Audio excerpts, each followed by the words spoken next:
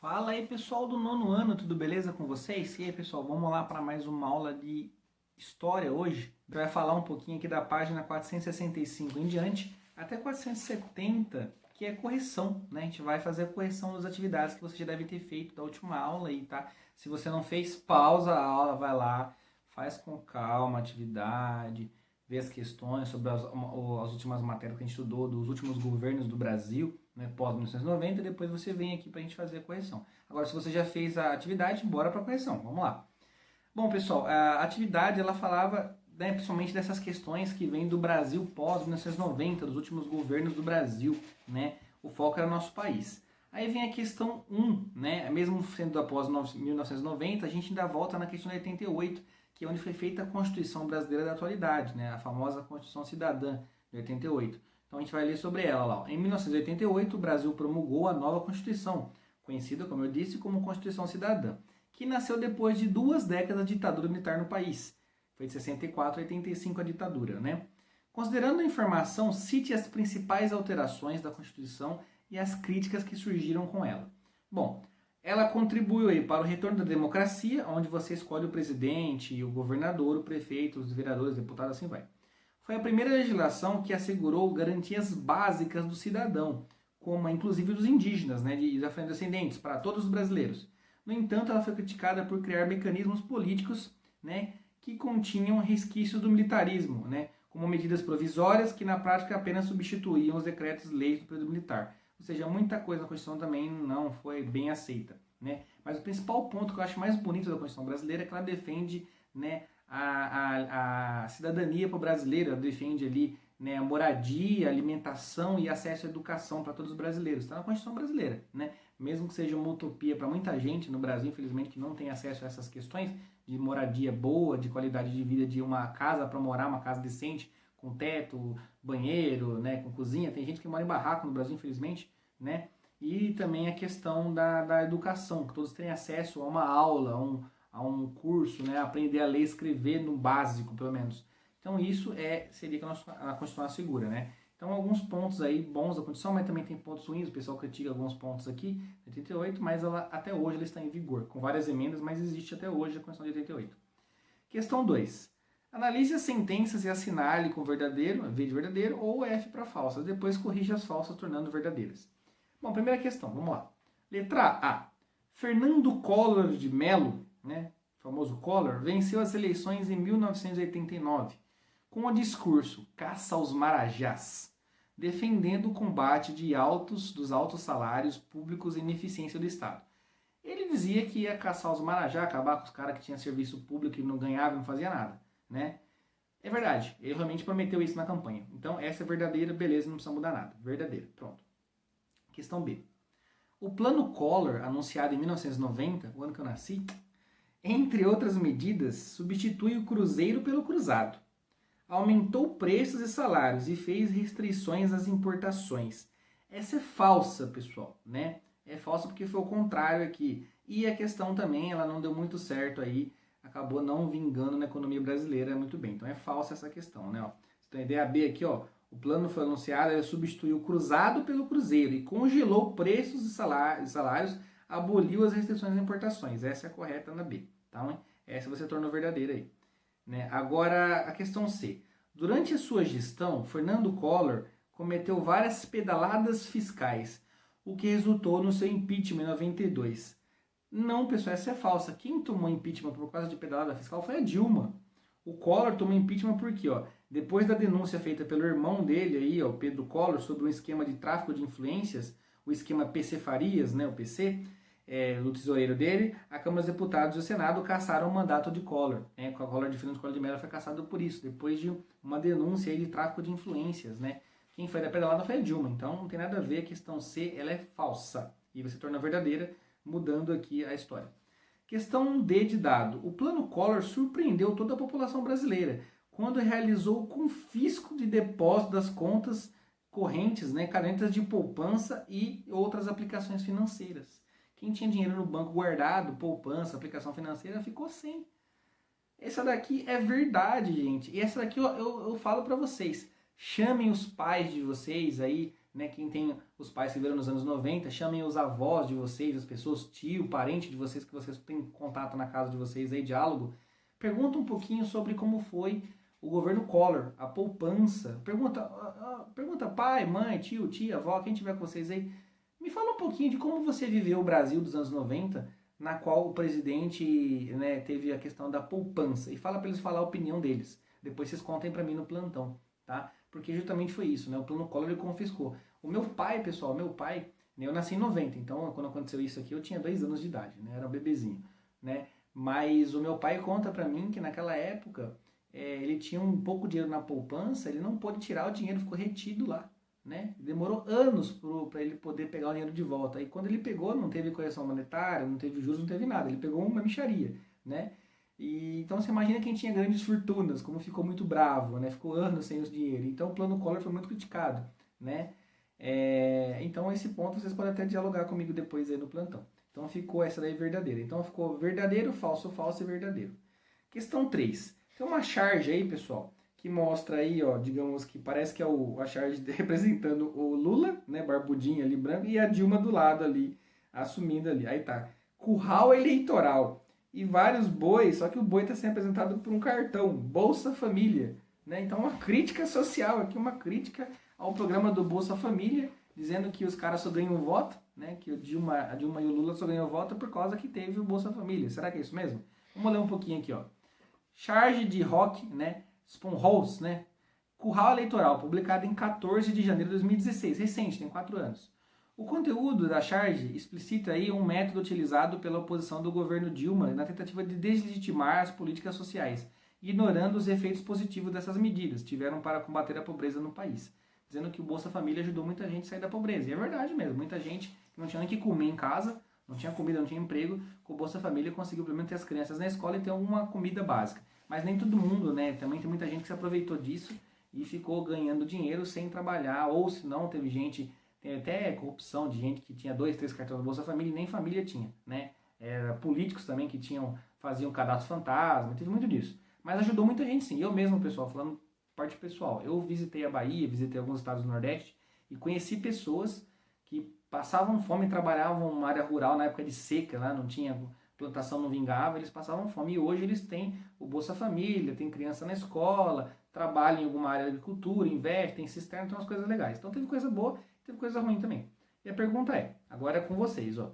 O título da charge, Curral Eleitoral, faz menção à prática política desenvolvida na República Velha. Considerando a charge de 2016, quem são os personagens que compõem? Contextualiza a crítica presente no texto. Representa Lula e Dilma como coronéis, lembrando da época do Brasil, lá do café com leite, que eles compravam votos através de favores. Quer dizer, tipo assim, uma crítica dizendo que o Lula e a Dilma conseguiu os votos dos mais humildes porque deu dinheiro, né? Tipo, deu Bolsa Família. Então, uma crítica de distribuição de renda.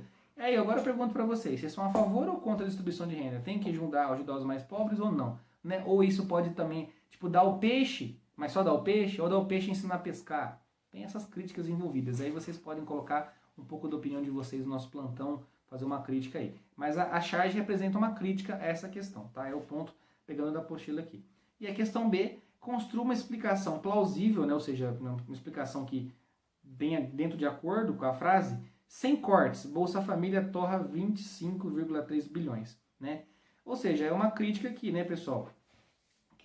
A crítica principal aqui, a explicação, seria que, tipo, que dar o dinheiro para o povo sem dar instrução, sem dar educação, sem dar saúde, sem dar segurança, sem dar emprego, é meio que não resolver o problema. Você dá o dinheiro e eles continuam pobres, porque eles vão gastar aquilo ali e não vai ter instrução para crescer. Então é uma crítica aqui, né, que torrou 25,3 bilhões de reais, né, e não resolveu o problema da pobreza no Brasil. Né? Essa é a crítica que impôs, que é colocada nessa questão. Né? Se está certo ou errado, vai da opinião de cada um. Né?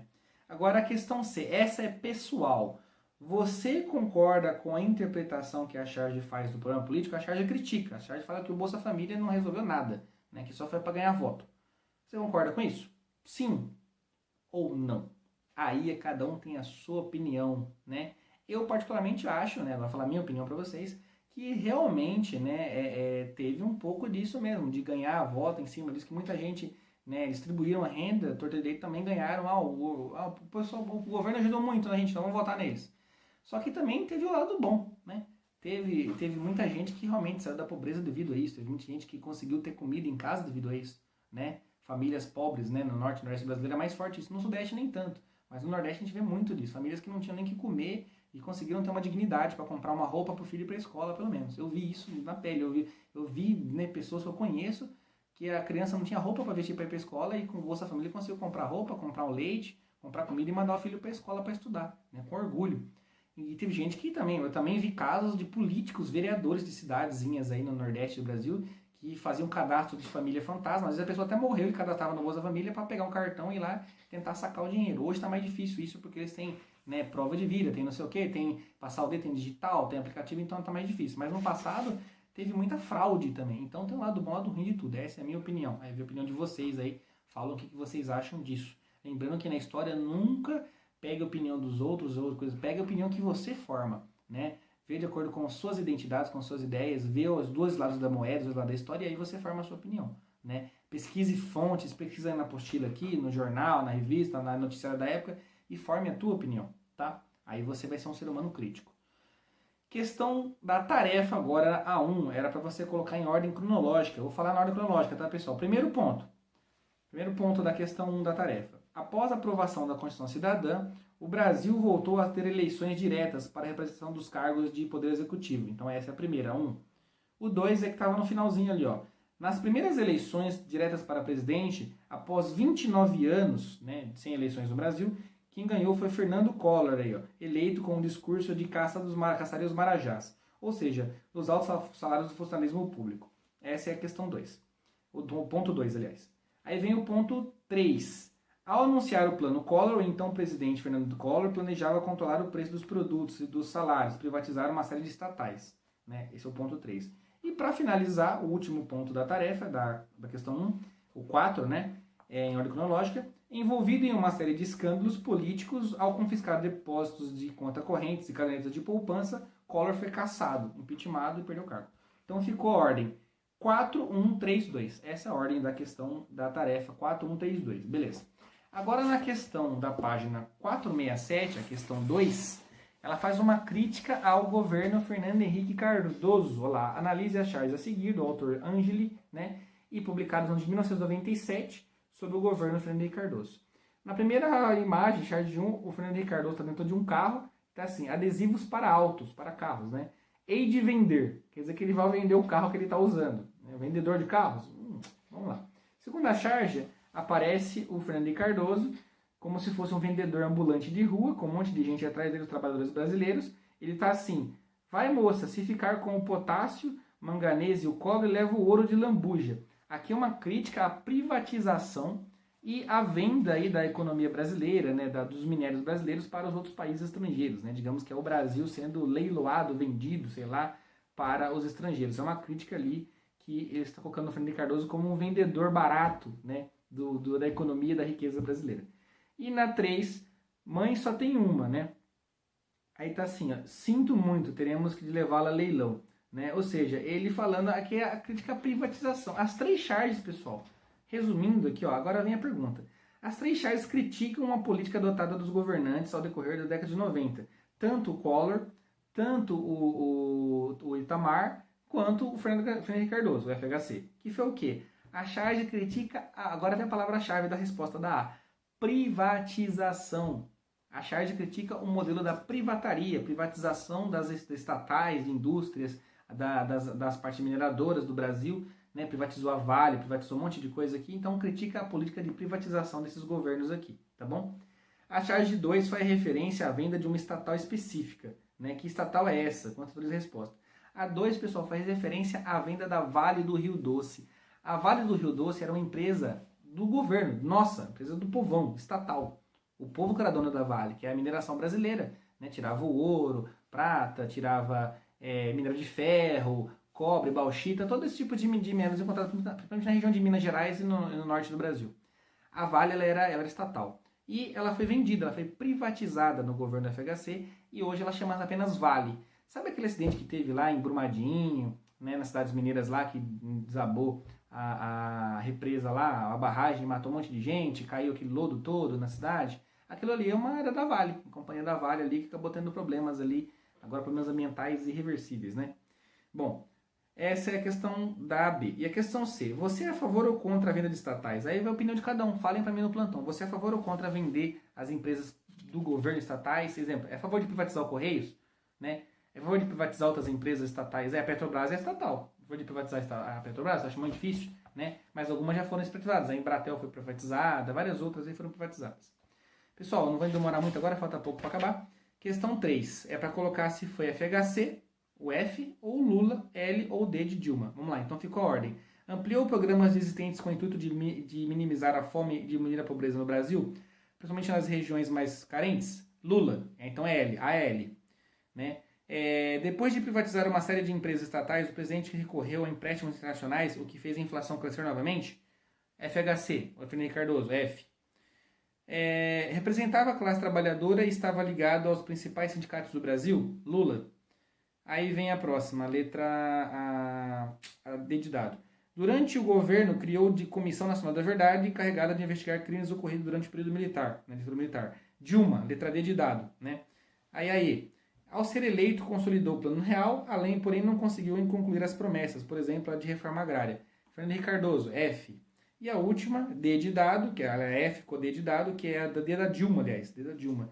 Após denúncias relacionadas aos crimes fiscais, conhecido como pedaladas fiscais, teve um mandato cassado. A Dilma que perdeu o mandato foi impeachmentada devido às pedaladas aí. Então ficou letra D de Dilma. Ficou assim, Lula, Fernando Henrique Cardoso, Lula, Dilma, Fernando Henrique Cardoso e Dilma. Ficou a ordem aí, L, F, L, D, F, D. Tá? Agora vem, pessoal, a questão seguinte, tem uma charge aí, ela está criticando aí, pessoal, no Brasil, a Constituição de 88 foi conhecida como Constituição Cidadã, por se preocupar com questões de justiça com as minorias. A charge corrobora o objetivo da Constituição, ou seja, a charge demonstra isso, né? Aí tá aqui, ó, todo brasileiro tem direito à moradia. Aí agora a mulher fala, agora fala aquele pedaço bonito que fala de comida, saúde, ou seja, eles estão morando ali na rua, né? Pode ver a família toda na rua, não tem moradia. Então é uma crítica dizendo que a Constituição não cumpre realmente o que ela promete. Que mesmo sendo linda no papel, prometendo saúde, comida para todo mundo, nem todo mundo consegue ter. Então é uma crítica aqui à desigualdade social. Questão B, considerando o que você aprendeu na unidade, algum presidente tentou combater essa situação? Caso se inscreva, algum presidente teve a tentativa de combater a desigualdade social? Na verdade, todos tentaram de alguma maneira, algum programa social, né? O FHC teve um programa aí voltado de reforma agrária, né? Não foi realizada. Depois no governo do Lula teve aí Fome Zero, um monte de coisa, Minha Casa Minha Vida, no do governo Dilma também, para tentar programas sociais para combater os problemas sociais do Brasil, tá? E tentar fazer com que a Constituição valesse. Todos os governos tiveram planos para isso. Se cumprir ou não, aí já é outros 500, né? Bom, Max Desafio. Vamos lá, pessoal. Max Desafio, questão 1. Resposta letra A. Né? O Plano Real aprovado no governo Itamar manteve o controle dos preços aí de produtos e serviços por um tempo a mais aí do que os demais planos econômicos. Então, o Plano Real acabou salvando o Brasil. Letra A verdadeira aí. Letra A. A questão 1, letra A. Questão 2, o correto aí, pessoal, tinha que somar os números. Então, as corretas eram aí A1, A2, A8 e A16. Tá? Essas são as corretas. 1, 2, 8 e 16. Total, 27. A resposta da 2 é 27, somando as verdadeiras aí, tá bom? Aí a questão da 3 ficava letra A, redução da mortalidade infantil, que era o objetivo do Fome Zero aqui, tá? Foi reduzido. Então, letra A na questão 3. E aí acabamos a correção. Agora vem o Você Aprendeu, simplesmente para resumir aqui. Condição cidadã de 88, garantias básicas ao ser humano, né? Primeira condição das minorias. Plano Collor pode destacar privatizações, confisco de poupança, corrupção e escândalos, cassação em 92. Né? O Plano Collor ali. A inauguração do Plano Real, o governo Itamar Franco, né? Inaugurou o Plano Real, indexou a moeda ao dólar, no governo do Itamar o real foi criado, era igual ao dólar, né? Um real. Continuou as privatizações, privatizou até a CSN também, né? Governo Dilma, principais programas, Sem Miséria, Comissão Nacional da Verdade e mais médicos no governo Dilma. Economia, crise de escândalos econômicos, pedaladas fiscais, deixou de passar as verbas aos bancos federais, né? Foi impeachmentada por isso, em 2016, né? Resultado impeachment. Aí veio o governo anterior da Dilma, o Lula, programas sociais Fome Zero, Bolsa Família, ProUni, Brasil Alfabetizado. Política externa, o Brasil passou a compor o G20, né? O Brasil passou no G20 aí no governo Lula.